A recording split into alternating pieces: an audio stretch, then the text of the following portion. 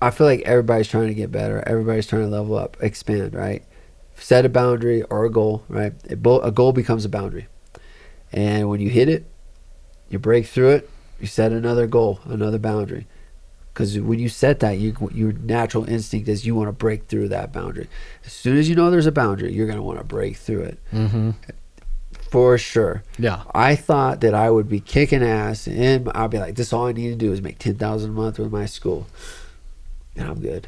And I broke through that, and I was like, nope, I need more. Exactly. It's like you can always level up, and I think it's good. I think it's always to have a worthy goal that you go after. You know? Yeah. And like jiu-jitsu, it gives you goals, right? It gives you the belt system and everything like that. But I'll tell you, once you get your black belt, your goal is only one thing. Go as far down the rabbit hole as you can with jiu-jitsu, because you'll learn a lot about yourself. You'll make incredible friends. Mm-hmm. And when you get done with it, when you look back on the years that have gone by, you'll see how many amazing people have touched your life and how many lives you've touched. And I don't think there's anything better than that, knowing that you helped someone with their life, either with just some kind words or a little encouragement, or you showed them something that actually saved their life.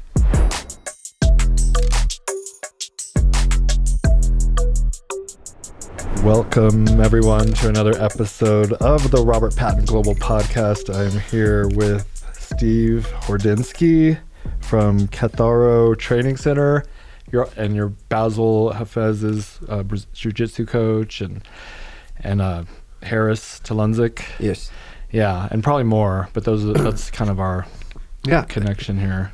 Yeah, I've been working with Basil. Well, probably started working a few months before that Fury fight. Okay. You know, the one where he knocked out Evan Cutts? No. Oh, yeah. So, yeah, I've been doing a little bit. Well, I started a long time ago doing it when I first moved to Colorado, but I stepped away and, you know, just focused on my jiu-jitsu school, focused on grappling, and kind of got out of that scene. And then, 2020, Chris Camozzi gives me a call, and he's like, hey, would you be my jiu-jitsu coach? I was like, all right, yeah, what's going on? So he had just left Factory X, and so I was like, well, yeah, I'll do it. He's like, but you got to travel, because, I didn't like to travel much back then.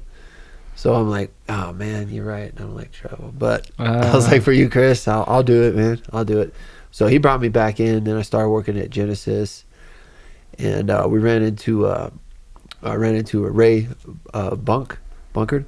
He's a very high-level wrestler, a world team guy, like Olympic level, big time. And he introduced Basil and I, because Basil and him were doing their striking over at Pound for Pound with Justin Gaethje? Yeah, with Jeho, Coach Jeho. And then I met Gaethje and everything when I started working with Basil, going to Onyx and stuff like that. So but what I liked about Basil right from the beginning is, like, when we started grappling, it was like real technical, like real tough, but like not like it was all technique, there was no muscling, nothing like that. It's like, so we have really good training sessions, and then we have, like, when we start breaking down techniques and looking at them from fighting, like, we come up with some really sound, I feel like very sound solutions for, like, MMA problems. Code Red. I'm just kidding. Yeah. No, go red. That's one of our codes. Yeah, that's okay. You can't handle the truth. You know what that's from? That Oh movie? yeah, Jack Nicholson. Yeah. What is it? I seen that. It's on the tip of my tongue. Tom Cruise. Where he's the lawyer. Yeah. You want to know the truth? You can't handle the truth. Code Red. Yeah. And it was, I can't remember the name of it. Damn it. Put in the comments what's the name of that movie.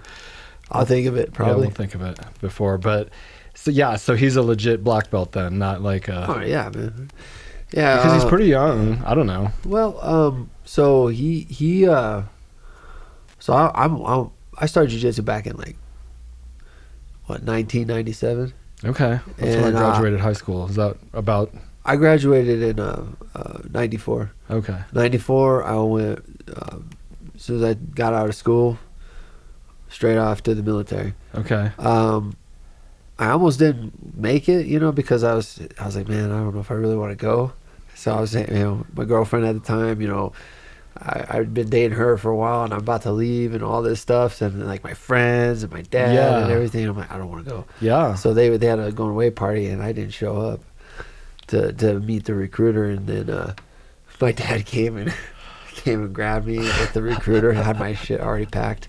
I was off to the Navy. Hell yeah. So I think my dad knew it was like the best thing for me at the time, and squared me away. So joined the Navy. I got stationed in at first in San Diego. Ooh, I like San Diego. I love San Diego. I thought I was gonna be stationed there like for like the 4 years. The ship I got onto was in a dry dock scenario where they were like fixing everything. They were, getting it ready, and I guess they had decided that they were gonna decommission it in Hawaii. Okay. So I got there. Everything was like mechanical work, and I hated it. It was not fun at all. Yeah, I could see that. And I was like, man, I want to do something. So they needed a search and rescue swimmer. So I was like, you know what? I bet I could do that. It'd get me off this boat for a few months. So I went and did search and rescue, did the school, graduated it and everything, came back, we got back to work, and we went to Hawaii. And we got home ported in Hawaii. So I thought I was going to be staying in San Diego. I was like, well, at least I can fly back, see my family and all that stuff. And all of a sudden, the Navy pulls a switcheroo on me, and they say, you're going to Hawaii. And I'm like, that's cool, I guess. Yeah, but you're so far, you can't be flying back and forth. Nah, but it was good, though. When I got there, we found out that we were going to be stationed here. I was like, dang, well, I guess it could be worse. Right? In Hawaii. Yeah. And I was kind of, punk, I got a little bit of trouble, right in that beginning. While you were in the military? Oh, yeah. Okay. Yeah, being like 18 and then 19 and then like I'm underage and I'm hanging out with a bunch of dudes that like want to party and everything. Oh, yeah. Go out drinking, and I'm like, but like you could. Yeah. Some like the base there, in San Diego, like if you're 18, you go to the club, and on base, Sergeant's Club or some shit. Yeah, like it's like a military. Yeah, you could go there, and they would let you drink if you were 18, but nowhere else you could. So or unless you went down to Tijuana, and like you see everybody always getting in trouble down there. Oh my god, yeah. So I've been there. Getting out of San Diego was probably like a really good idea. Yeah. Yeah, because then when we get to Hawaii, it was still fun. Made new friends, and eventually found jiu-jitsu. Did you get involved or see any of the fight culture there? The Hawaiians? Yeah, definitely. So once I drifted away from martial arts. I've been doing martial arts my whole life. I started with like Kempo karate. I had a fascination with like Bruce Lee.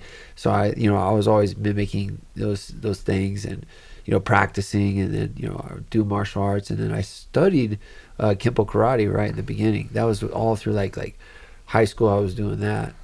So my guy downstairs, Tom, shout out to Tom, and he teaches Kempo karate. Yeah. I've been training with him because I can't do jiu-jitsu right now, so I'm just doing basically what I can do. Sorry to interrupt. Oh no, you're fine. Like I think Kempo karate is good. You know what? The stuff I learned in Kempo karate, I actually applied to jiu-jitsu. Nice. Like how the trap fighting is, the close contact, making the parries and stuff like that. That's all jiu-jitsu. Yeah. You're doing that all the time when you're grappling. Just standing. Or even on the ground. Well, I'm just saying in Kempo. Oh, yeah. And actually, I haven't gotten too deep into that, but he trains it, and hearing you say those words, I'm like, okay, well, maybe I could just practice Kempo. I think it all has a place, I feel like I have really good balance, and I have good footwork that applies to wrestling, and my stability, and foundation is from, having that discipline around the karate footwork, because you would have to drop down into a perfect stance every time. You would drill it, drill it, and you would be focused on like, what is your weight distribution, 50-50 or 60-40, like the different ways you could position yourself. You're going to get a different weight distribution. All that stuff applied to like not being swept, and like not being taken down, or being in a better position to take someone down, be in a better position, to move into some kind of sweep, some kind of back take, some kind of takedown. So I think that it all helps, Yeah. So I like, people don't know probably if you've never done jujitsu, but the weight distribution is like one of the most important aspects, because you can just get thrown off if you're mounted, and the person on the bottom understands they can throw you off of them, but the person on top, staying on top, it requires that understanding of the weight distribution. And I was watching Bryce Mitchell fighting last night against 50K Dan Ige, and the way he was able to maintain his top control with Dan squirming and the transitions he was making, which I also kind of commented earlier about how Basil was able to maintain his position over JDM. We'll find it. Yeah, I just say because it's gonna go off. Anyways, that's just one of the, like, that's the key, like the starting point to me for jiu-jitsu is like, you know what I mean? But Being you're able a to- coach, actually. Well, being able to control someone first. Oh yeah. Control and efficiency is like how I look at everything with jiu-jitsu. There's so starting jiu-jitsu in 97, I was still active in Kempo karate. Okay. And I did some Thai boxing in Hawaii. I found a place. I was looking for something. I was looking for something that was familiar. Before I went to Hawaii, I was in San Diego. I went to like a Kempo karate school, a Parker lineage, but they didn't like me there because like the way we trained, like we hit each other, kind of Nice. like half power shots, Yeah. like hit to their right. I like a half power. Yeah, I mean we were kind of like, I don't know, we were kind of a little rowdy, and so I thought that was normal. So when I went to this school before, in San Diego, like I know I wasn't welcome back. I can't remember the name of the school, but I went one time, maybe two times. I can't remember exactly, but I know that they had to pull me aside. They said, "You gotta control your power." I was like, "I am though. That's what I was trained to do. That's how I thought you were supposed to do it." So I found out they didn't train the way we did, so I toned it down. And then the last time I was there, because I do believe I went there twice, they had a grappling day where they were doing the stuff on the ground, and I was like, oh, all right. I did okay because I don't think they knew what they were doing, right?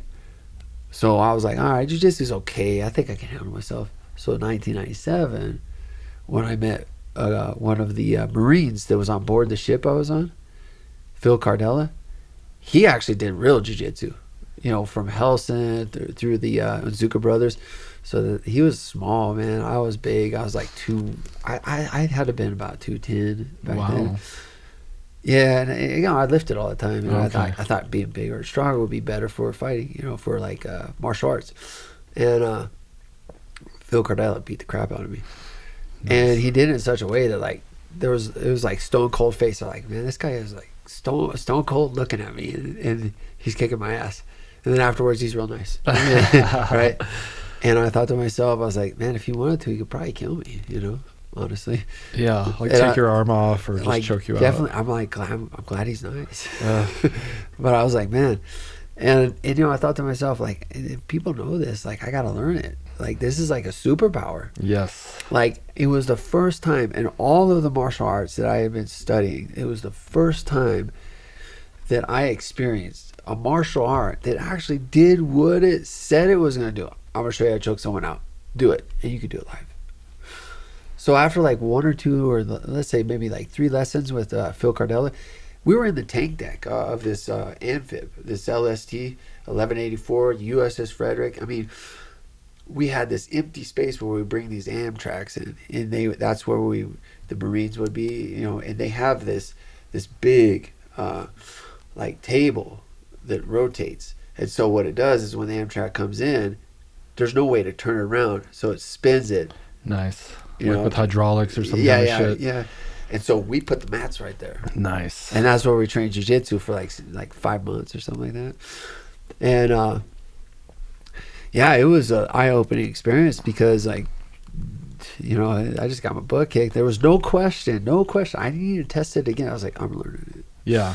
Yeah. And you get kind of a high too. I mean, Yeah. I feel like, anyways, just Well, from yeah. the exertion when you're just like totally spent. when you're done, yeah. Yeah. In the beginning, it's like that. Like, for a good time, I was spending all my energy in that, and we had, like I said, we had Marines coming down. It was like challenge.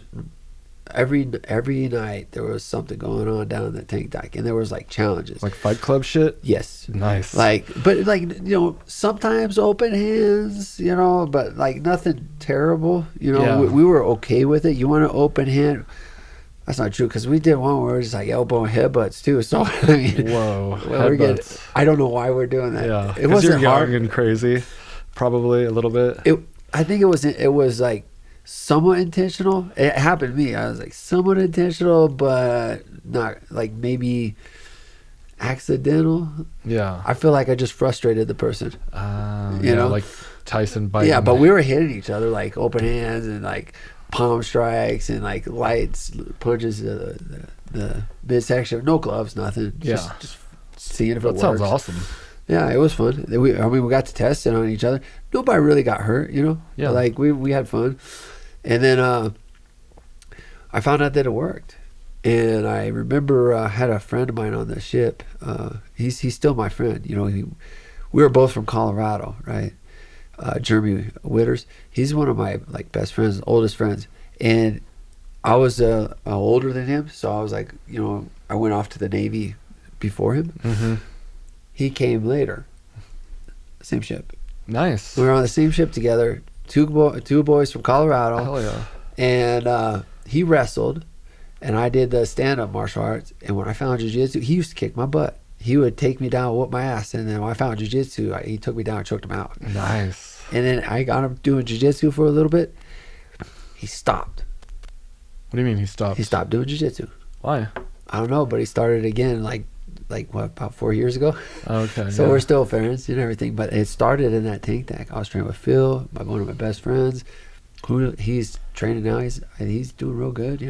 His son trains with me, but it does like a full circle. Do you think that having a no base or a wrestling base is better for jiu-jitsu? I felt like a wrestling base helped me a lot, actually.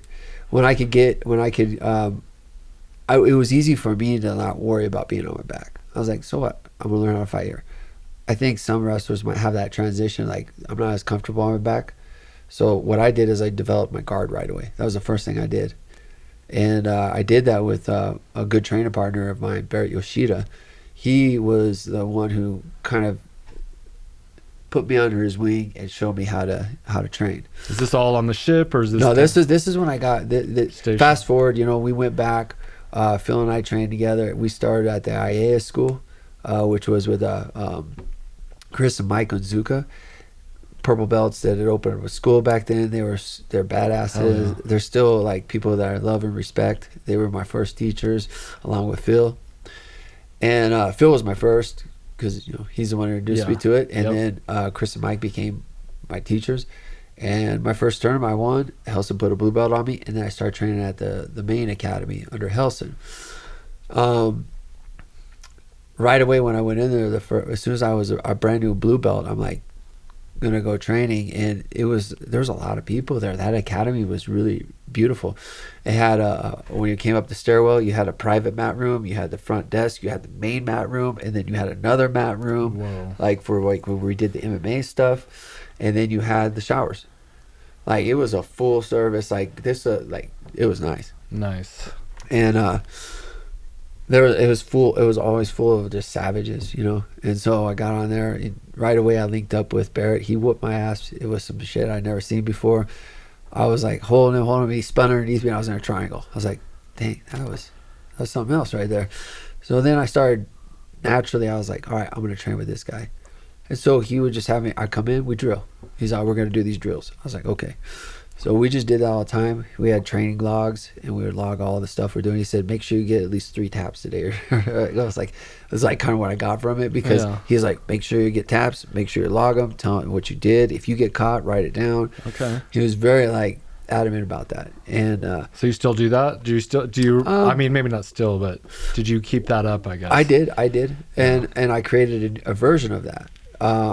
So what I did is I took those ideas of having a training log, and I created an app, Ooh. Jiu-Jitsu on the Go. Jiu-Jitsu on the Go. Yeah, that's my app. I'm gonna get that. Yeah, when you see, I'll show it to you. I'll give you a code for it. Okay. I'll give you. Actually, I'll do better than that.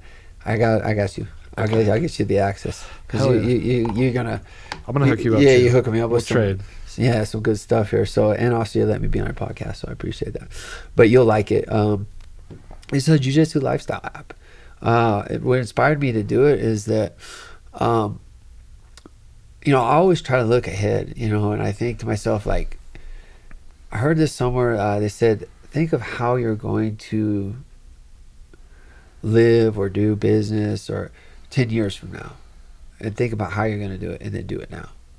So I just applied it to jiu-jitsu. I said, how am I going to do jiu-jitsu 10 years from now to, adapt with age and everything else? Like, how am I going to stay proficient and efficient on the mat? So, I took that idea around everything. Like, how am I going to train jiu-jitsu 10 years from now? Do it now. How am I going to do business 10 years from now? Do it now. So I always try to stay in front of technology. Back in the day when I started my school, I started the Jiu-Jitsu Academy after I spent a long time in the service. How long? 11 years. Oh, 11. Okay. Yeah, 11 years. I did 6. So all right. What branch? I was in the Army. Yeah, right 2 on, tours in Iraq. When I was in Iraq is where I came up with the idea for SHEATH. But did you ever? I was reading that on your website. That is super dope. I was reading that. Yeah.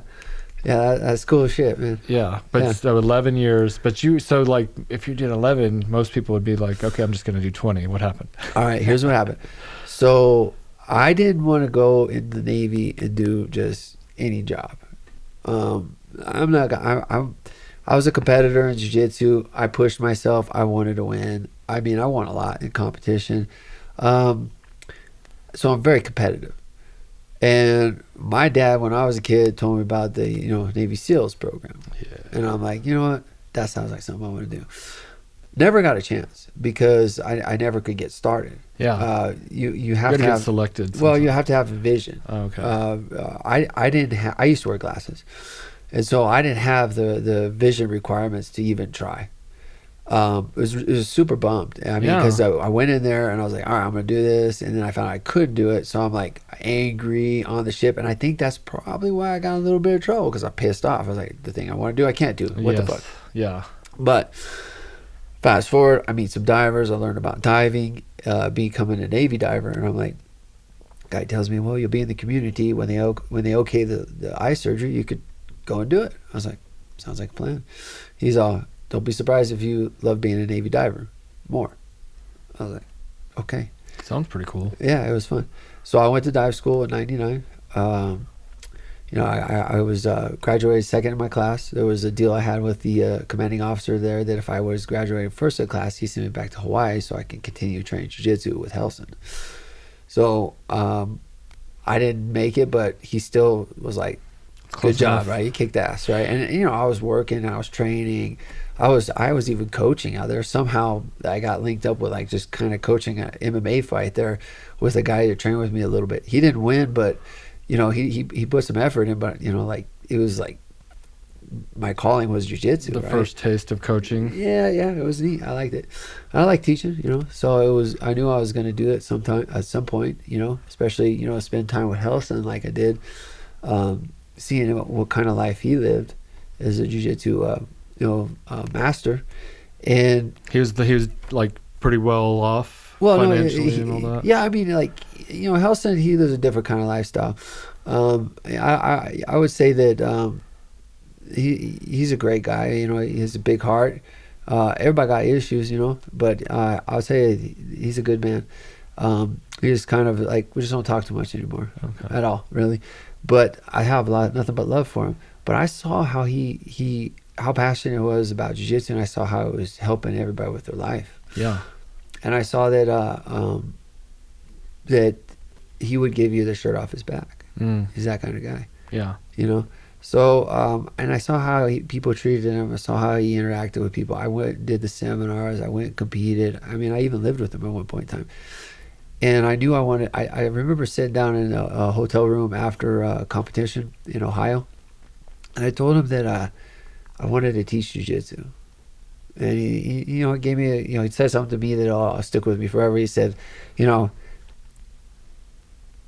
knew that it was like all I had to hold on to. Like it was like what identified me. I love jiu-jitsu so much, and he knew it was a big deal to me. But like I had something to prove. He could tell that. That's the reason why I volunteered for all the stuff I did. That's the reason why I tried to always push to do the hardest things. Someone says too hard, I'll do it. I'll try it at least. And he told me, he said, the jiu-jitsu that you're getting your jiu-jitsu from the source. It's like from my daddy, God. From my daddy to me to you. And we talked about that for a little bit, about the lineage and the purity of the jiu-jitsu that I was learning, and seeing it in competition and seeing it whenever I would travel, even when I went to Brazil, seeing how well my jiu-jitsu that I learned from Helson had held up. I was like, I knew that I needed to stay in Hawaii. So dive school was a way for me to get back to Hawaii and make sure I could continue, because I didn't want to go anywhere else. Where else am I going to go? I feel like I was in the best spot. I had world champions coming in to train with us all the time because they love going to Hawaii. Some of my best trainer partners, Daniel Marias, 5-time world champion. We had Salo Sanji coming through. We had Pedro Pano coming through. We had Mario Sperry coming through.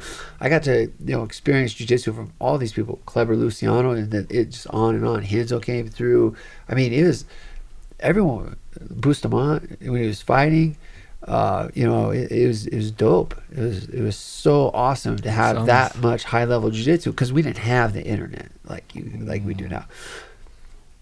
I mean, shit, we couldn't even get like cool gis. Like we would have to wait till Helson would come back with some gis, and they were first come first serve. Machado gi, I'm taking, and then he started his own gi line, but you couldn't even get good gis. Everybody was rolling it. Even the belts. The belts were like blue belt, and you had to get an iron-on patch for the black bar. We had to do it ourselves. Yeah, that's how they came. And rash guards weren't for jiu-jitsu. They were for surfing. Yeah. Because the rash guards we were getting had like a little extra bit of collar. Yeah. Tap outs started coming out, and they're the ones that started creating the gear. Yeah. And they were like the first people they sponsored were jiu-jitsu students, and they were coming to the Ohio tournament. The Arnold does the Schwarzenegger does the classic over there in Columbus, Ohio. So we had the Gracie Worlds at the Arnold's, whatever. That was one of the biggest tournaments in the U.S. at the time. It was bigger than Worlds was still happening in Brazil. Okay. Pan Am's, I think, came to Hawaii and California a couple times, but the Helson's tournament, the Arnold's, that thing was packed. I mean, Marcelo Garcia was competing in it. Just everybody who was something in jiu-jitsu at the time was competing in it. And you were there? I was competing in it too. Oh, cool. How'd that go? Oh man, it was tough. I was a purple belt, and so I trained in the gi all the way up to like purple belt. I think purple belt I took it off. Okay. And I started getting into no gi. I didn't know. I started no gi. Yeah, it was different back then. Yeah, I just didn't know. Yeah. I mean, I think they're both, if they're done right, they're both good. I mean, a good instructor is going to be able to teach you how to fight in the gi and without the gi, without having to drastically change your game, in my opinion. Now, whether you choose to go deep into the gi play or deep into the no gi play, or keep it in the middle, or just slide back and forth between those perspectives, Yeah, I did. completely up to you. I try to stay in the middle. Mm-hmm. I try to go back and forth, but of course, I lean more no gi, because in the gi, I don't grab the gi. Okay. Yeah. I maybe use like 4 grips, 5 grips tops. Collar. No, not even that. I don't use that one. Yeah. I just grab this one, this side collar, this sleeve. I'll grab a pant leg maybe here and there. I'll do a Hickson choke, or a paper cutter choke. I call it the Hickson choke. I don't know why. That's how I learned it. But the paper cutter choke. Splice that in. Just kidding. Paper cutter choke, yep. But it's just like it's jiu-jitsu. Like it's fun. So what about Helson? How did he feel about no-gi? I'm assuming he was. Oh yeah, he just didn't like the heel hooks. He was very worried about heel hooks with all his athletes. He didn't want to see us get hurt. Right. And I appreciated that.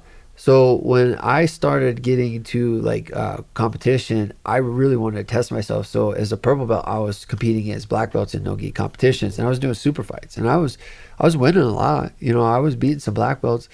I was tapping a lot of good guys. You know, and um, I enjoyed it. You know, I enjoyed the competition. I got a credit though. My understanding of leg locks came from one man. It was Coffee. Coffee. He was one of my favorite guys in the academy, and he was notorious that if he touched your foot, you would tap. Oh no. Like he could tap you in some weird way. And I mean, you're like, damn, that's savage, right? And I remember like just studying with him, and he told me he gave me the ins and outs, and I went with those rules, and I just started playing legs, and I found that I had an advantage. Definitely, I saw an advantage in heel hooks right away. They ended, if you were good at them, they ended it right away. Now the games, you can't get away with some of those things they do now. Now you have to have like different positions. You have to really focus on controlling the knee line is what I'm seeing. It's not really about like the finish. It's about how well you can control that knee line will lead to the finish. And, how well you can transition in and out of those positions, and maybe even, transition to the back. So the game is very evolved. But back then, like, dude, nobody was really doing it. So heel hooks were easy to do on people. You could do them all kinds of ways, and he was notorious for that. So I trained with him in my first no-gi competition. First guy heel hook right away, no problem. I was like, that was easy. And then I was doing a super fight. I was Is that just like no limit, no time? I don't even remember, but I never really thought about that because I always just try to finish people. And why is it called a super fight? Because it was a 4-man super fight, and I was getting paid. Nice. Not that much. I mean, not like today, but something, yeah. And I won it, and how I beat the second guy was triangle. So I went for a knee bar. The guy didn't like it, defended it, rolled me up. I rolled inverted, slapped on a triangle, choked him out. He was a black belt. So wow. I was like, all right, we're going to go. Black belt. Yeah, so I'm like thinking like, oh, this is going to be great. So I go to Ohio, and I tell Helson I want to do the pro division.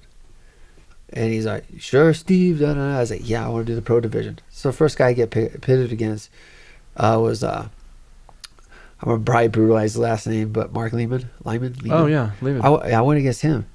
And like, he was he cut weight, right? He's like, I think he knew the weight cut thing. I just showed up where I was at, man. I didn't care. And, he had already beat one of my friends in Hawaii. So I already knew who he was. I already knew his stuff because, like, he beat Kimo, one of my friends, Kreese.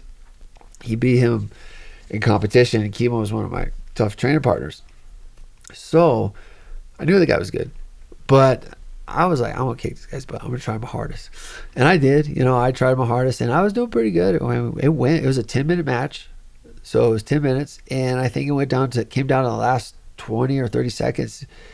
And he did something that was like, I was like, all right, that was dirty, but that was good. He went locked up for the Kimura, and he dropped his knee right on my sternum. I felt like he was gonna break my shit. Yeah. So and I was resisting it, man. Even to this day, I think that's probably why I don't have as much flexibility because it went pop pop pop. But I did no surgery, nothing like that. Yeah. But it was good. I mean, I tested myself, and I just kept doing that. I kept testing myself. I came back the next year. I went I was a brown belt the next time I came back to that event. And I went against a Brazilian guy. I can't remember the life of me the name, but I know he was good from Brazil. I think he was world champion. I submitted him with a mounted guillotine, and then I ran into Todd Moglis. Anyways, I got greedy for his leg, man. And I got real greedy for that leg. I remember that. You always remember the mistakes when you fucked up. Right? You're like, oh yeah. I could give you a play-by-play of what I wish I would have done and what I did do. I tried to toe hold him, and he got to my back, and the guy gave me the first taste of a face crank RNC, and I was like, this is gonna break my face. Oh yeah, just over the chin, like not under the chin. Yeah. And I wish I would have. You know what? Had I been smarter, I would have just given up on the leg and taken the top position and like get some fucking points. Yeah. You know, then it might be a different story. But it would have been terrible because Rafael Lovato was in there, Sanji Rebel was in there, all those guys were in there. I was like, oh, it would have been fun. I would have enjoyed it, but like I knew I was going to get some monsters in that. But I enjoyed every minute of it. You know, that was the same tournament. Both Rafael Lovato and I actually competed against each other. Okay. In the finals. And in the finals, he had submitted everybody all the way up, including my friend Ricky, which is Basil's coach that he got his black belt from. Okay. Yeah, we're homies. We go way back. You know? And so we're in the division, and like we're like going up, and he went against Lovato, and he choked out Ricky, and I was like, oh fuck, this guy's good too, son of a bitch. All right, I'll try to get him. He almost did the same thing to me. Like he did a bow and arrow choke, and I think that's what he got Ricky with, and then he was doing it on me, and I like just last minute spun, turned out, got on top, but I got my ass whooped on points. I got completely destroyed. It was a tough one, but then I felt like I learned a lot, you know. I learned a lot about jiu-jitsu, and then it comes later, Lovato wins the world championship. I'm like, hell yeah, man. And you held your own, basically, kind of. Yeah, I wouldn't say I held my own. I would just say I didn't get submitted. I survived. Yeah. You know, I survived. I got my ass whooped. Against a world champ? Well, he became the world champ. Yeah. And when it did it, I was like watching his career has been amazing, you know. Seeing what he's done. He's successful in fighting in Bellator. Like one of the most accomplished American jiu-jitsu athletes, you know, he's OG, you know. So I was around doing all those guys, Hodger Gracie and all those guys. I think when I went to Brazil with Helson as a blue belt to compete in the Worlds, same division with like Hodger Gracie and all those guys are. So it was pretty neat, man. Yeah. It was. I'm glad that the Worlds moved to the U.S. I'm just gonna be honest with you though, because I feel like Brazil was kind of sketchy. These where I was. Yeah, where I was. I mean, I just felt Favelas. like. I mean, bro, we were at that. It was brown belt division. Dude dropped dead on the mat. From what? I guess they said that the guy's brother gave him like a steroid that they give to like racehorses. And I'm sitting there. This is like I haven't competed, or no, I already competed. But you know, you still have the open division and stuff like that. But I'm watching this, and you're thinking like they're gonna shut this down after this. This dude died, and they do CPR on him, and they haul him out, and then they start the matches again. Oh my god! I was like, this is not a safe place. Yeah, you know, but they're dedicated. Yeah, it was a little sketchy over there. We went to an MMA fight out there with Helson. And I remember walking around, and I'm like, every single person walking into the video is like all cauliflowered up, just gnarly looking, all fighters, all jiu-jitsu people. And I'm this white dude in Brazil, and I'm like, where's Helson? I lost him. Yeah, that's my boy. Yeah, it's fun though. He's obviously from Brazil. Yeah. Then. And so you took all of that experience and. Did you ever fight in like MMA in the cage or anything? No, it didn't really appeal to me. Yeah. I don't know. I just felt, because what I was seeing back then was like less technical, and I was already looking at how I was already having an appreciation for technique. Yeah. And I trained fighters. So. Yeah. I mean, I was always the partner to get people ready. Because I was I would do it, you know.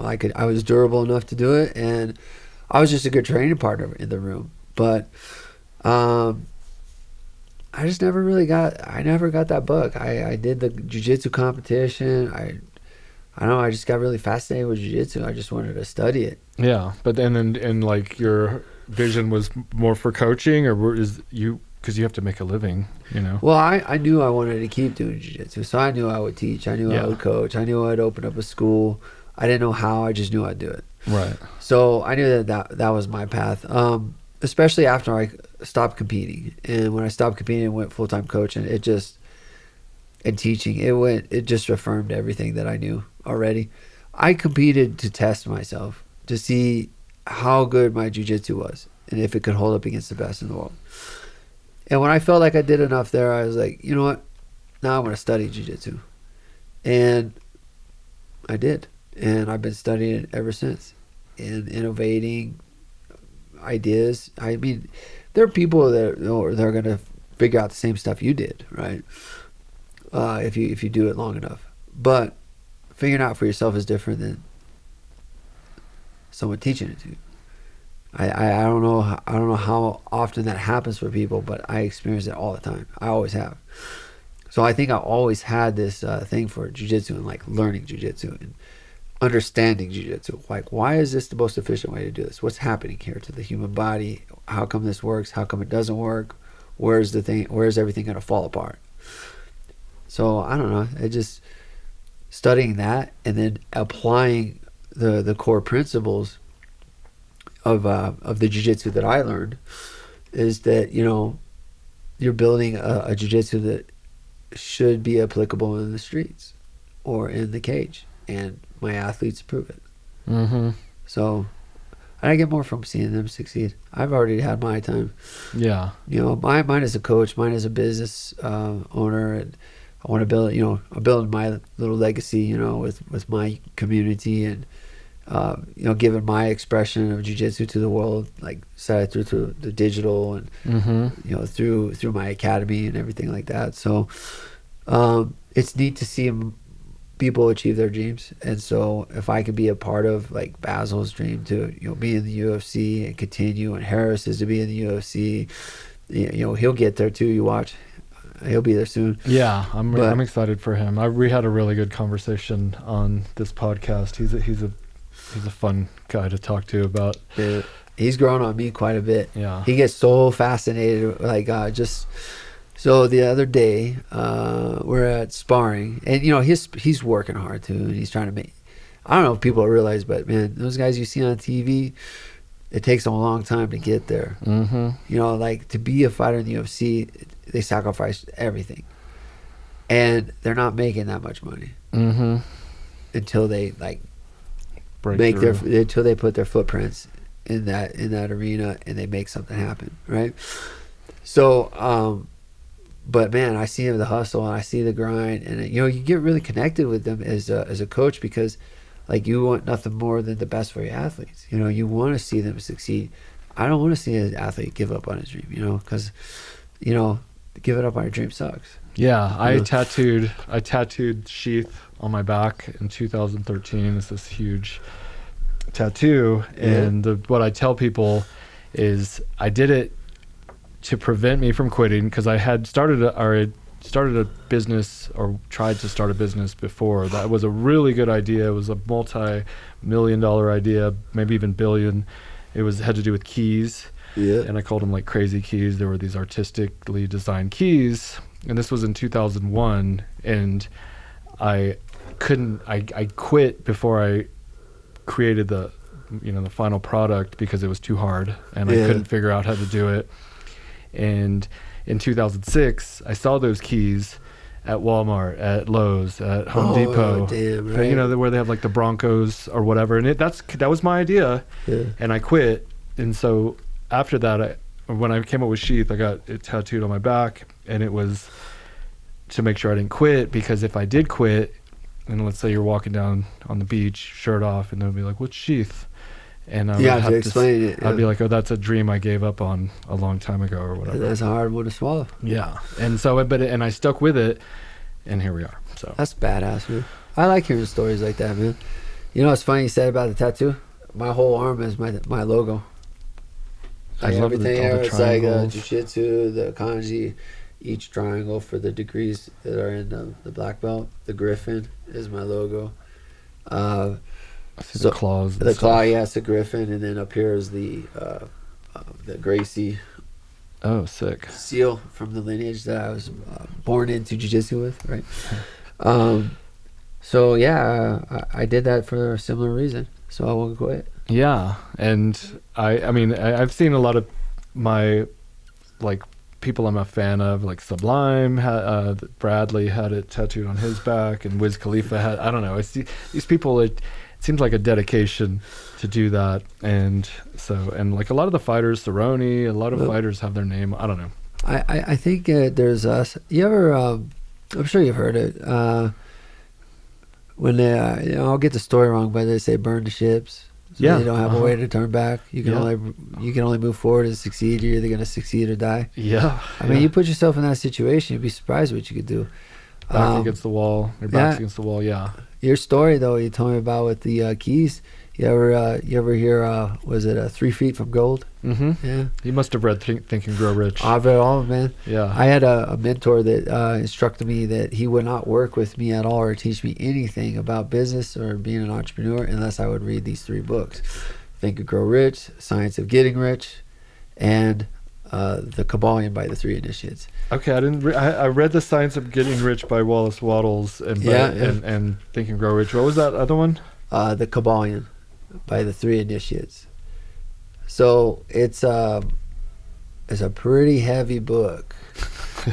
It falls into the occultism kind of like category, just because it's like ancient knowledge. They say it's like dates back like to Egypt, ancient times, right?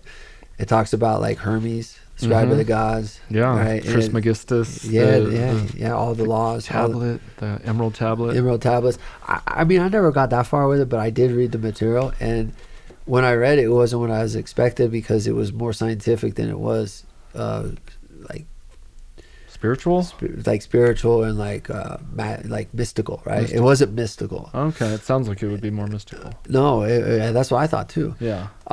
There's like the principles are, I might miss some of them, but the first one is like mentalism. Basically, what that's saying is like the universe is mental, and we live in the mind of God. Basically, the universe is mental. We are the mental creations of the all, or the Creator, and we live in His mind or its mind. Interesting. Like a complete, like a consciousness is like what they're talking about, like an infinite. We're like an extension, although, of the infinite consciousness. Yes. Probably. Yeah. Yeah, that's kind of like what I got from that. And then it's talking about like things that were like, all right, vibration, rhythm, cause and effect, correspondence, was it gender? So there's like these core principles in this book, and it elaborates on them. When you listen to it, you're like, it sounds like a science lecture more than a occultism mystical book. Yeah. Like simple things like simple explanations like talks about like, is there an absolute darkness or absolute light? Where does the light fall off? Where does darkness come on? Where does heat become heat? Where does cold become cold? Can you define that point? Everything's gradual and it's in layers. So it goes deep into like different like types of consciousness, Christ consciousness, all this stuff. It talks about all. I love that. It's a heavy book. Okay. But it also is a book, if I'm not mistaken, when I looked at like kind of how it came to be, it is rooted in Christianity. It is rooted into, religious views. It's just like, it's not like they've been separated from what I understand, like separated, and it kind of reconnects. At least that's what I got from it. Yeah. And it actually helped me to, make some changes in my life, where I started looking more internally at like where I'm at in my life, how I'm going to get there, and what kind of person do I need to be to get there. Like where are the things I need to grow. So, being a businessman, an entrepreneur, being a martial artist, and wanting to continue to expand, I had to work on my weaknesses, and that's like, gotta learn leadership. Gotta learn how to get through, unfuck your shit, your internal shit. If you can't unfuck your internal shit, you're not gonna go very far. Yeah. Because the problem with that is people can't be around you. Mm-hmm. If people don't want to be around you, you won't grow because you can't do it by yourself. Mm-hmm. But if you're a person that people like to be around, they stick around. Mm-hmm.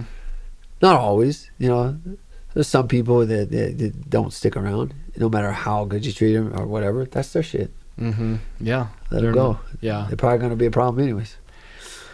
I was having a thought there with, like what I love about fighters And I find it to be somewhat synonymous or applicable to business in that they dedicate their entire life to this one thing, and it requires all of your focus and attention and determination if you want to be the best and you want to make it to the top. And and if, as an entrepreneur, businessman, if I put that type of dedication into my business, there's a good chance I'm going to probably be successful, probably. Oh yeah.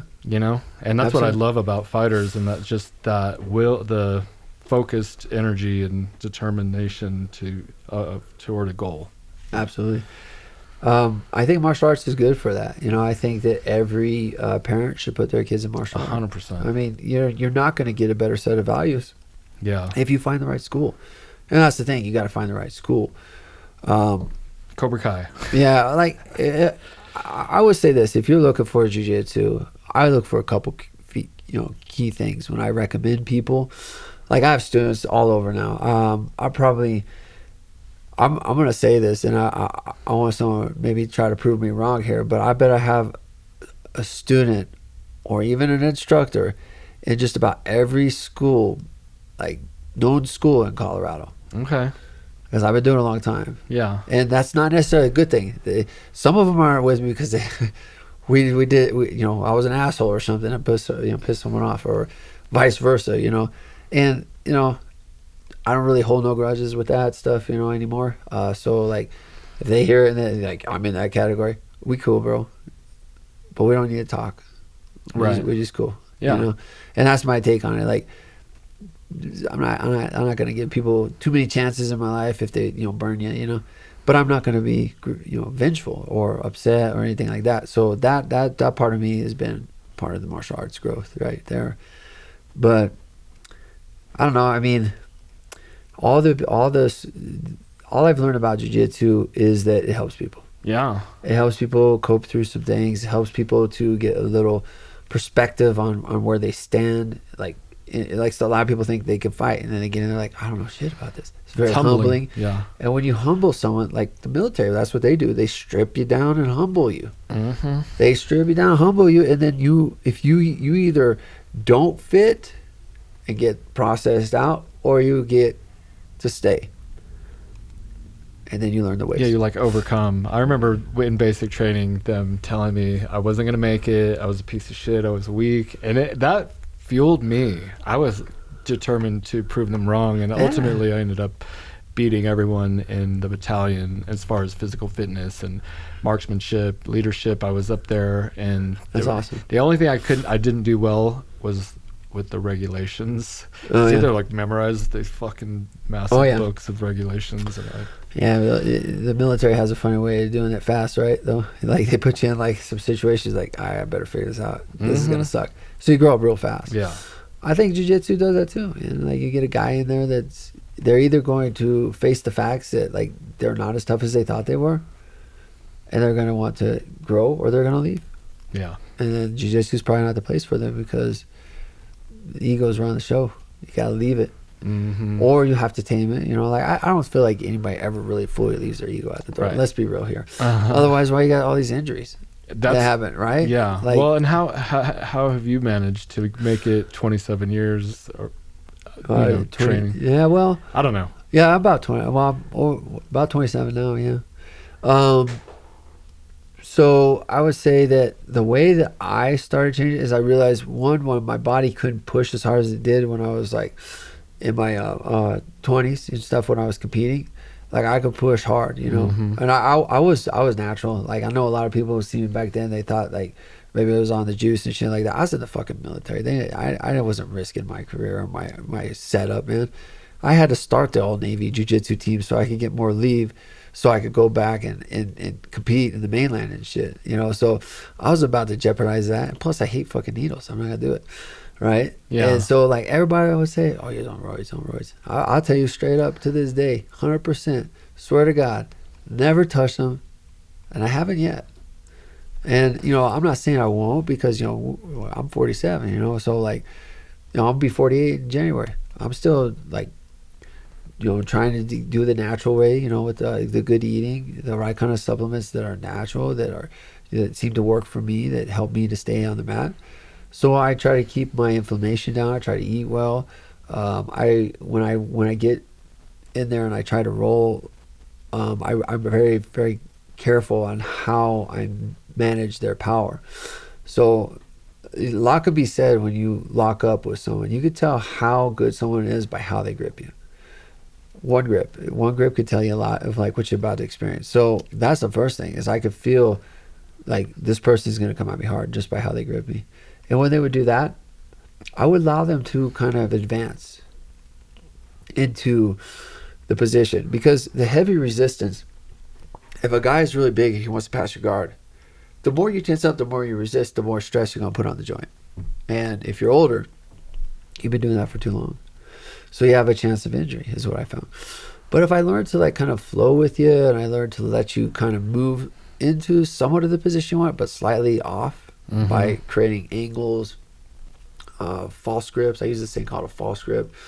I never stick my arm all the way around, someone's waist when I'm pummeling under. Okay. Because what happens is now they can lock in right here, and then they can lock in right here, and they can create one of the loops, right?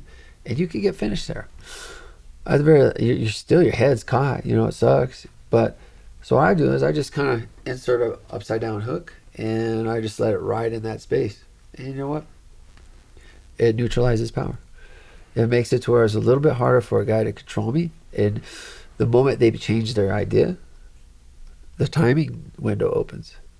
So you create tension, and when they meet that tension, and it's done right, you have good frames, you have the most efficient grips, the most efficient angles that you can create in that situation. They will start to adjust, because they'll run into something that is strong, it's structurally sound, and then they're like, all right, I'm going to adjust. In that adjustment, you move. So that's where you find like timing. When we talk about the principles of jiu-jitsu, that I just keep it simple. I'm not really trying to be complex. I got to teach at a caveman level, because, and not because like people are dumb, but some are. Keep it simple though. Yeah, I mean some are, and I you want can overcomplicate shit. Yeah, I'm dumb in shit. Like there's things I'm dumb in.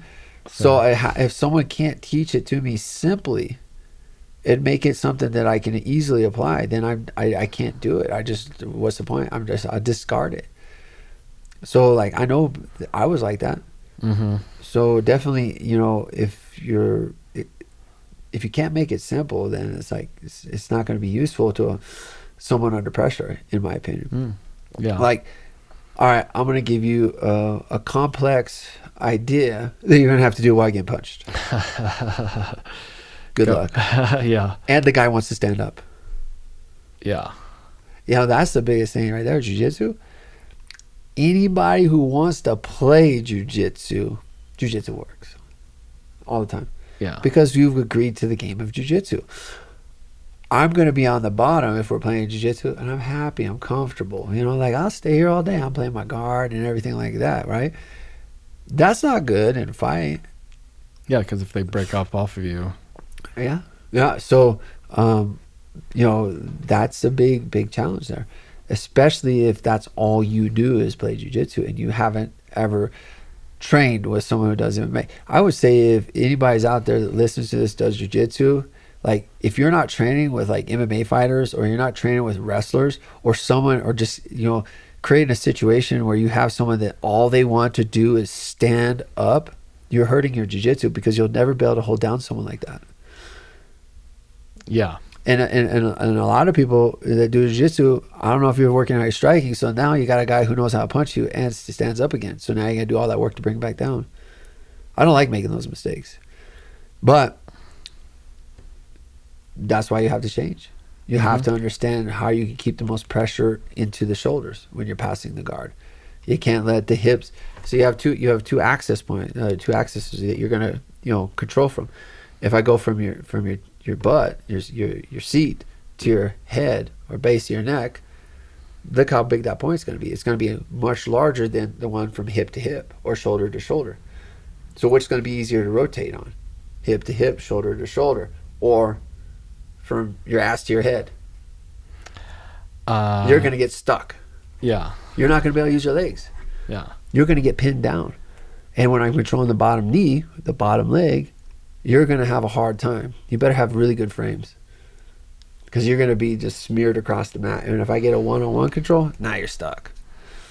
You know, when they pass it behind and now they can punch you in the face. Oh, yeah. Yeah. Oh, I like that. Yeah. Hold the arm behind their back or something. Yeah. Yeah, I mean, the shoulders and the hips controlling, like from a top, you know, like guard or position. Like half guard, yeah. Half guard, top position. That I feel comfortable doing stuff like that. It kind of just comes with experience, you know, just making sure that they can't roll out of it, and, you know, and controlling. I'll like grab under their shoulder, like under their arm, and I don't even know what I'm doing, but then they can't like roll. Yeah, you gotta stop the way. rotation. Yeah.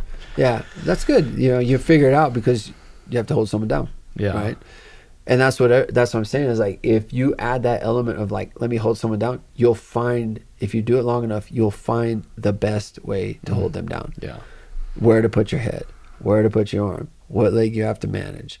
You know, what's the best direction to pass? For me, the best direction pass when I have a tight waist wrap or you know, they call it body lock, right? Okay. Whenever I have that, is for me to pass to the backside, not to your front, because you can frame. You can push my face, and like, and if you frame on my outside arm, they can punch you or grab you with. You can Heisman out. You can just stand right up, right? They just stand up, you know. And now, like, it's impossible to stop sometimes. You know, you have to get lucky, or you have to have like something that you're very good at, like, to counter that in the action. But the best way to pass is backside. Okay. Because here's why. Set over the if front. it works, you're gonna get side control. If it doesn't work, you get back exposure. If you get good at hunting that near side hook, now you have the back. You're speaking a little bit above. I'm following you. All I right, think. I'll break it down. So look, if you are looking at me and you're running into a wall, which way can you turn? The other way. Yeah. You're giving your back. Yeah. So by passing backside, I create that. You're passing my backside? Backside guard. Or like, so if you're passing the guard, most people do a knee cut through the middle, and you're facing each other. So we're looking eye to eye. Yes. Yes. Right? So what I want you to do is I want you to look eye to eye and look away, because you're running into a wall. I have good frames. There's punches. Especially the punches encourage them to turtle. Yeah. Back exposure. Yeah. So you can create that if you're passing the guard and you want to pass and they're facing you and you're doing like a knee cut pass. Mm-hmm. Pass to the other way. Let them bring their hooks in, smash down, walk around. I guess I'm thinking that their back is on the ground. No, because they're going to turn. Okay. The thing is, like, a lot of people, you want to keep their back on the ground. Yeah. Like, if you're in a side control position, you'd love to keep their back on the ground. But when people are using their legs and they're powerful and they're explosive, they're trying to get, the person on the bottom should always be trying to get up on a shoulder. Otherwise, how are you going to escape? Right. So don't let them turn in for the elbow knee escape. Make them expose their back to try to turtle away to take their back. And then you take their back, yeah. Yeah. You kind of understand. I'll show you. When you come down, I'll show you. I'll go over this whole thing with you that we're talking about, and I'll show you what I'm saying. When I show it to you, you'll see it breaks people, like the pressure. Yeah, that sounds counterintuitive, I guess, to my, like, or at least to what I've learned. I don't fully understand how you're going to take their back if their back's on the ground, but you're going to make them turn. You're going to make them turn. Yeah. Because you go to the side that they have to turn away from. So they turn away from you because turning into you, they're not getting anywhere. Mm-hmm. So you leave the door open, so they go the other way. So they're going to turn one way. Here's what people do. In this situation where you get them in a stressful position, they'll usually cycle through 2 or 3 options. And if you pay attention, you'll see, like, one, oh, he's going to turn this way now. Oh, he's going to go back there. You start to see. And what you can do there is you can put what I call jiu-jitsu ambushes. You know, you can catch them in those transitions. Yeah. So, like, if you're option 1, if I'm in side control, option 1 is, let's say, elbow knee escape. Yeah. Like shrimping? Yeah. Shrimping and getting your elbow knee to recover your guard. Mm-hmm. That's your first option, right? And your second option is maybe you Heisman out. Like you grab the outside arm and you get up to your knees and you stand up. Yep. Those don't exist. What other option you have? You got to go the other way. You got to give your back. So if you can create it to where people give you back exposure, one, they're not punching you. They're running from you. Yeah. And if you get good at reading that moment when they're about to do that, you can create an ambush. Like you set them up. You set them up, yeah. All jiu-jitsu is set up through pressure. I use set up through pressure and connection, because if I overwhelm you with pressure and a smothering connection, you're gonna make mistakes. You're gonna have to, because again, I'm gonna stay there. I'm not in a rush. As an older athlete, you need to get good at laying your weight on them. Yeah. Wearing them down. Let's bring them, if they're like really, really jacked and strong, you need to bring them to where they're big and weak, right? Yeah. Like not strong anymore. Mm-hmm. And if you can learn how to weather that storm by controlling the rotation, the twisting, the turning, when they're done, then you just kill them. Yeah.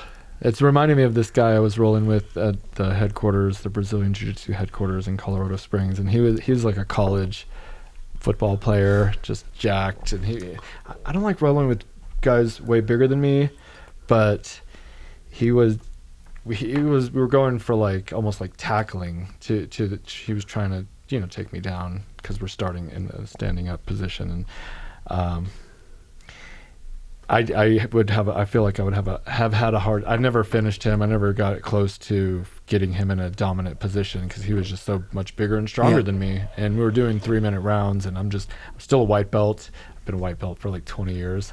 I might be like have a couple stripes if I went to a school and they evaluated me properly. Yep. But when they're that much bigger than you.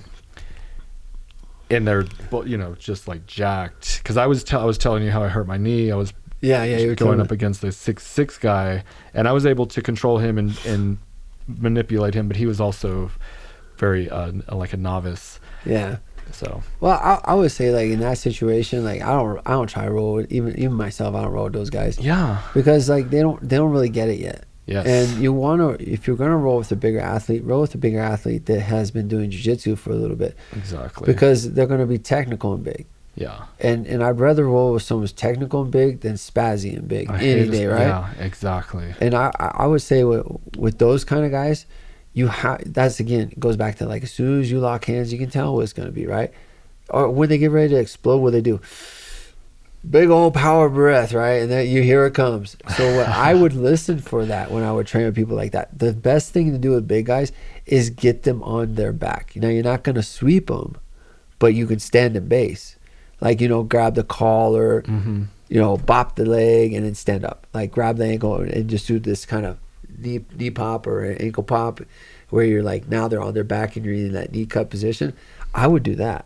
And once I would put a big on the ground, I would float on him, but I would work to just keep him on his back. Yeah. And big guys, like, I don't know. I felt like they were easier to hold down. Like, I felt like I had a harder time with someone who was my size or a little bit bigger, but was still agile and technical, because holding a bigger guy down wasn't that hard for me when I started to understand, like, where to put my weight, what kind of side control to use. Because not everybody, most people, when you see side control, where are they? They're on their knees, right? Is that how you play? If I'm in side control and I'm on side control, I'm kind of like sprawled. There you go. Yeah. That's better. Yeah. The reason why I do that is because the other way, they're just going to get out. Yeah. So a lot of people, they teach it on their knees. I'm like, and I'm not saying don't do that, because there's times when I will box them in, is what I call it. Where I'll use my knee, get it right behind the hip, and I'll get my shoulder and my other leg, and I'll just kind of box them in. Yeah. And I'll use that because that helps with turn prevention. But for the most part, I'll lay on them in a case of Gatami, kind of like sprawl out, just basically a sprawl like what you said. And I would just stay connected and just stay heavy. Yeah. And just wear them out. Don't move too much. Don't move too much, because don't connect your hands. If you connect your hands, they roll you, right? Yeah. So keep them out like this and just stay under the elbows. Yeah, the floating on top, I feel it's fun. like the transitions of they're trying to roll out and you let them roll, but you keep your weight on them and keep stay on top. Oh, ultimately. absolutely. Yeah. Absolutely. If you can't, stay there. Yeah, if you connect right. What's your weight? 160. Yeah, if you connect right, you're gonna be able to hold someone down easy. Yeah. You just have to know like what to do to stop them from turning and when they're gonna turn. What part of Colorado are you in? Littleton. Okay. Yeah, that's where my school is. Is that in the south or in the north? It's like Of Denver. southwest. Okay, good. Yeah, so like By Aurora? No, by the mountains. Oh, Towards the on the mountains. other Yeah. side. So if you go down C470, all the way down, I'm off of Kipling. Okay. So you take I-25, C470 to Kipling. My school's right there. Okay. I definitely want to come up there and take advantage of that. But I want someone here in like my local area, and I have a couple bucks, and I would pay a black belt to like come. And obviously, I'm not asking you, but like somebody local to come like twice a week, because the I'd be happy to work with you. Here's Yeah. what we have to do, though. Maybe we can find a place to meet in the middle. Okay. Yeah. That way, it's like not too bad. How far is Castle Rock from here? It's close, like an hour. Okay. It's not too bad though. That's better. Yeah, I mean, like, because I have a buddy, one of my good friends. I mean, he'd been training with me for a long time, and then we kind of got a little disconnected. But back again, he owns Dusty. He owns what is it? Castle Rock Jiu Jitsu. Okay.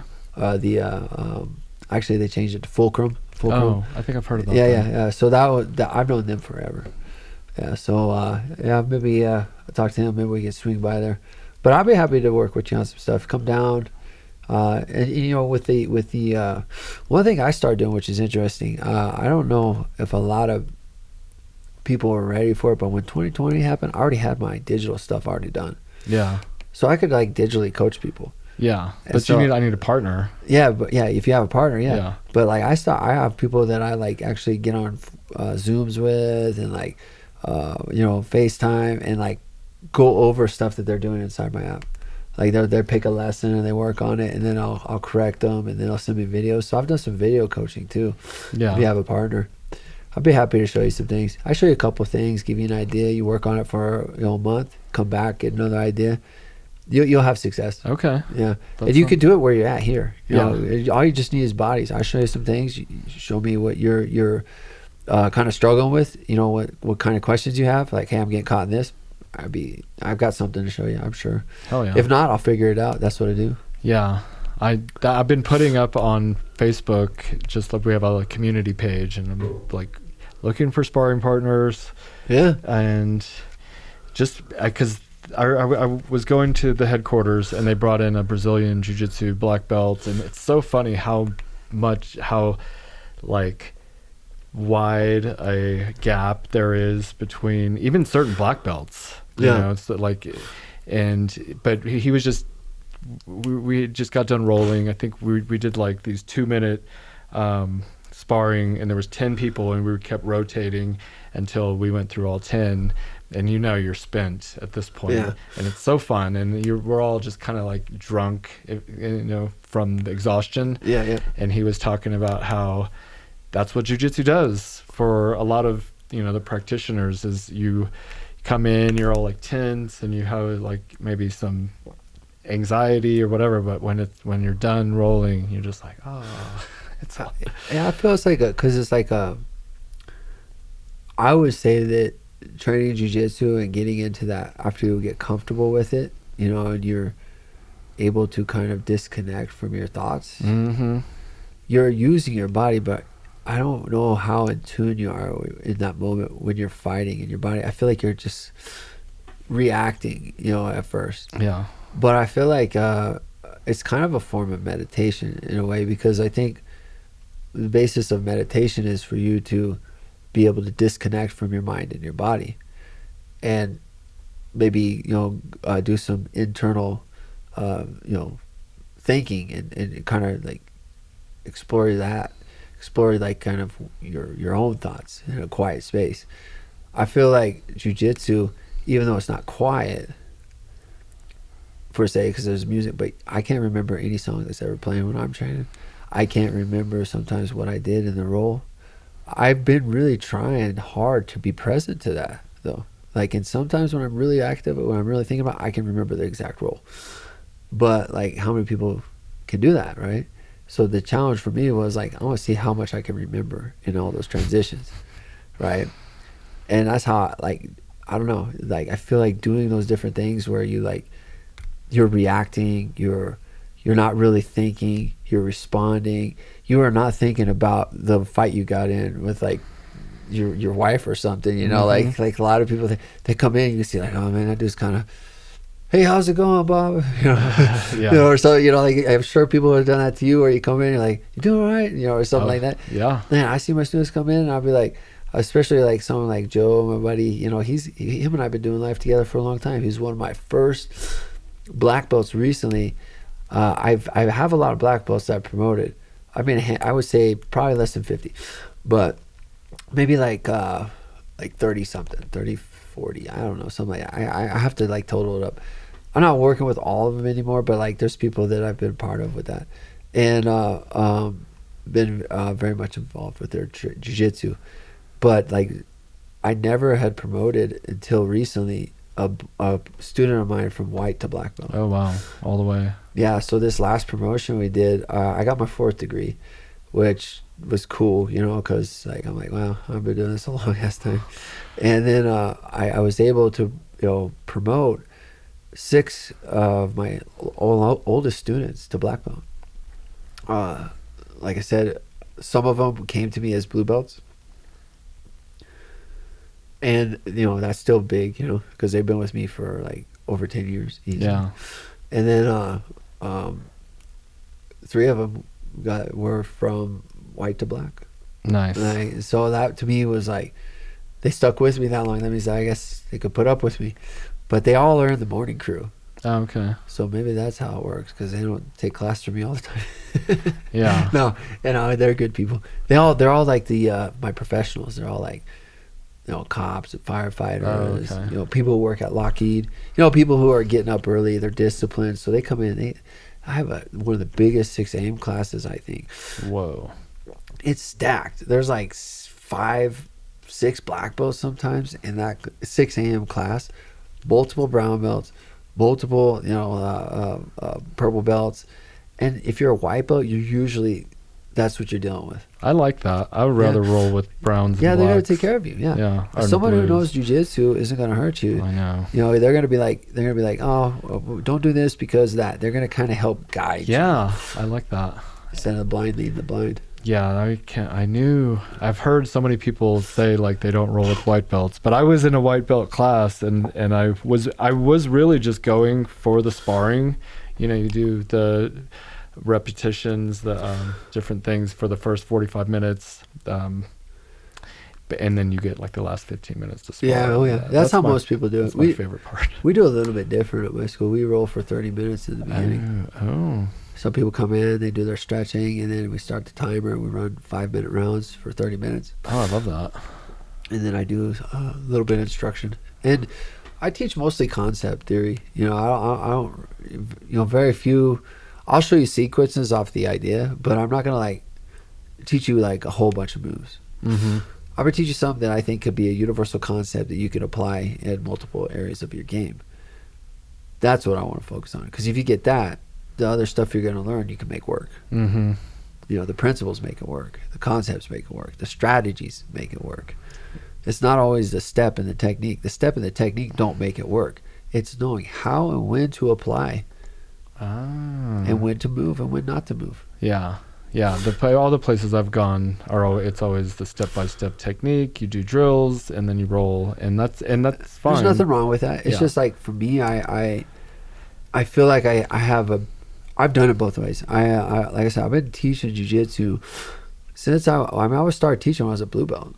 So I've been teaching jiu-jitsu a long time. And I started teaching professionally in like 2007 or 8, something like that. Or not professionally, but like, you know, I walked away from my job. I guess you could say professionally. I wasn't making any money. It was more just like, let's see if I can make this work. But I walked away from, regular jobs, career, or looking for a career, and I said, I'm just going to do my own thing.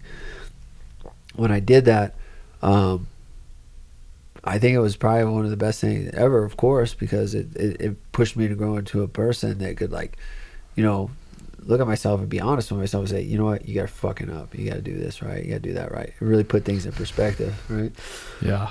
But when you're starting your own like company, I assume you taught at somebody else's school for a while. yeah, I taught for Helson. I would teach when I would go see my buddy Phil, and he was in Austin, Texas at the time, and I would go see the him. Marine guy. Yeah. Okay. Yeah, we're still buddies to this day, man. He lives in Florida. I gotta go see him. Phil Cardella.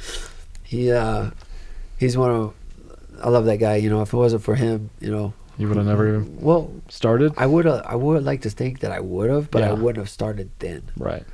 And I'm glad I started then, because I had no idea there was jiu-jitsu on the island. Yeah. Like, I had no idea. I was like, I didn't even think to look. Right.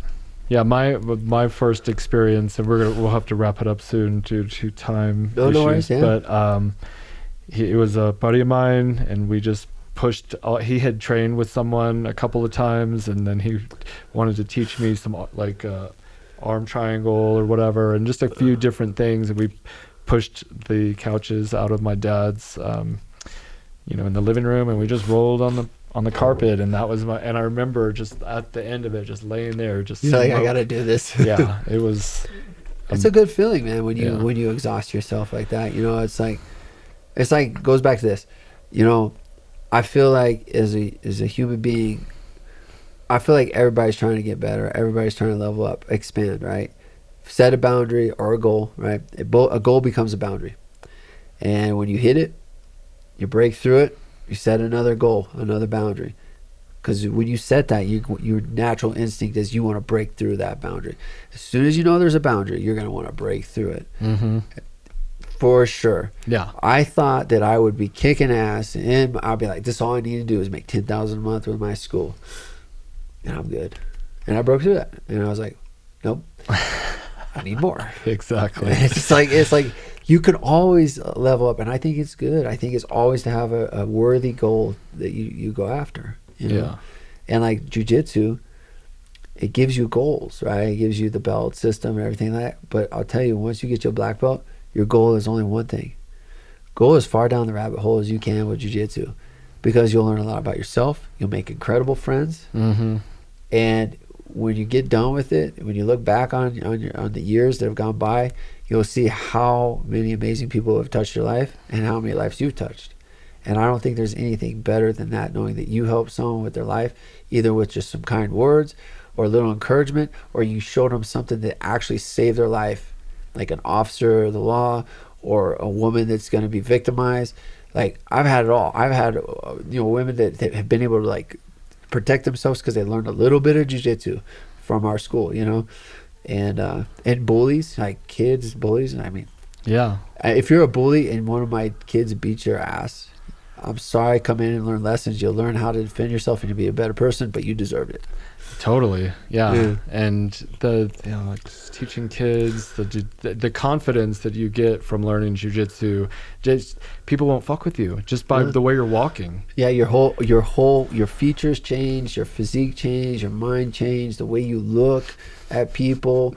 Look, if a dog can tell when you're nervous, human beings can too. Mm-hmm. And if you're a confident person, they can also tell that. Yeah. And like, if you're calm and you're at ease, I feel like your presence, if you're confident, you're at ease, when you walk into a room, people should feel at ease. Yeah. If they don't, you're being more like an intimidating asshole. Right? Yeah. Maybe that's your persona. I'm the tough guy in the room. Right. But if you're at ease and you're confident, I feel like the room should change. And your life will change, I think, if you practice jiu-jitsu. Absolutely. Yeah. Absolutely. I think jiu-jitsu makes you better looking, definitely smarter, and if you do it right, it'll make you more money, because you're learning discipline and consistency, and that'll make you successful on its own. And you can learn that at Catharo Training Center. Yeah. And, or any find your martial art, whether it's like musical instruments, you know, BMX, motocross racing, whatever it is. That's your way, I think, to personal growth, because it's something you love. The Tao. Yeah, damn right. The way. The way, yeah. Beautiful. Steve Hordinski. I appreciate you coming on. Yeah, I appreciate you having me. Yeah, I'm gonna come to your school, or we'll meet in the middle, and I'm gonna tell my daughter to come by there. She's 22 and she's never practiced, and I always wonder too. Bella trains too. Yeah, my lady. So like, I couldn't do anything without her. She has been instrumental on like the way we're doing our marketing now, the way we're growing our women's program. Like, I'll tell you, you know, like if you come down, you'll see she'll take really good care of your daughter. She's very good at jiu-jitsu. We train together every single day. I love that. Like, I'm telling you right now, I don't like what she's doing now because she's getting too much pressure.